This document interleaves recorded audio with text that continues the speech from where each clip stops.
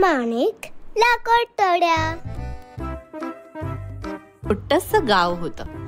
त्या गावात एक लाकूड तोड्या राहत होता. तो काय करायचा, रोज सकाळी जंगलात जायचा, तिथली सुकलेली लाकडं तोडून आणायचा. मग ती लाकडं विकून जे पैसे मिळायचे त्यातून तो आपल्यासाठी भाजी फळं विकत आणायचा आणि छान उदरनिर्वाह करायचा. असाच एक दिवशी तो जंगलात लाकडं तोडायला गेला.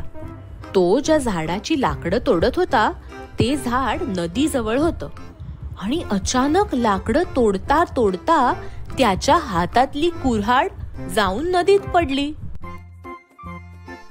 आता काय बरं करायचं?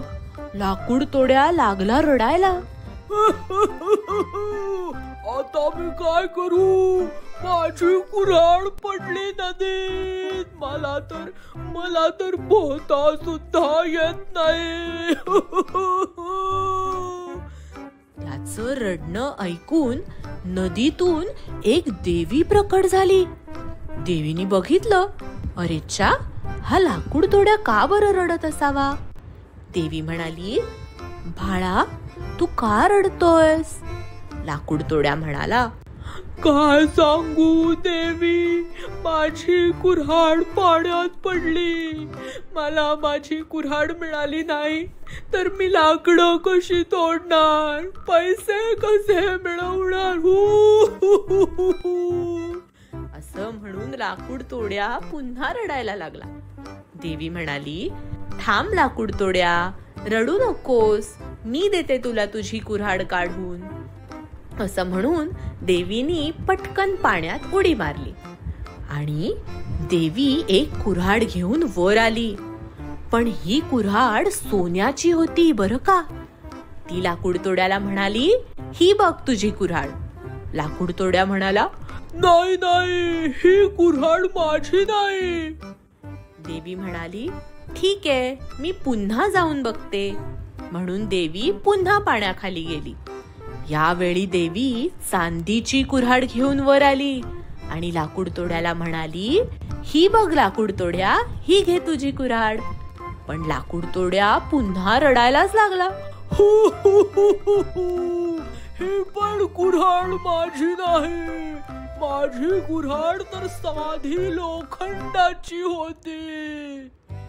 देवी म्हणाली, बरं बरं बरं, रडू नकोस बरं, मी पुन्हा एकदा जाऊन शोधून येते. आणि देवी पाण्याखालून या वेळेस लाकूड तोड्याची लोखंडाची कुऱ्हाड घेऊन आली. लाकूड तोड्या खुश झाला. लगेच म्हणाला, हो हो देवी, हीच माझी कुऱ्हाड. लाकूड तोड्या खूपच आनंदी झाला. त्याने देवीला नमस्कार केला. देवी, तुमच्यामुळे मला माझी कुऱ्हाड परत मिळाली. तुमचे खूप खूप आभार. देवी सुद्धा लाकूड तोड्यावर अतिशय प्रसन्न झाली आणि म्हणाली, शाब्बास बाळा, मी तुझ्या प्रामाणिकपणाची परीक्षा घेत होते आणि त्या परीक्षेत तू पास झालास आणि त्याचं बक्षीस म्हणून ह्या दोन्ही कुऱ्हाडी मी तुला देतेय, सोन्याची आणि चांदीची सुद्धा. कारण तू लोभीपणा केला नाहीस. जी कुऱ्हाड तुझी होती तीच तू घेतलीस, प्रामाणिकपणे वागलास. मला हे खूप आवडलं. लाकूड तोड्या देखील सोन्याची, चांदीची आणि स्वतःची कुऱ्हाड मिळाल्यामुळे खूप खुश झाला. देवीला त्याने पुन्हा एकदा नमस्कार केला.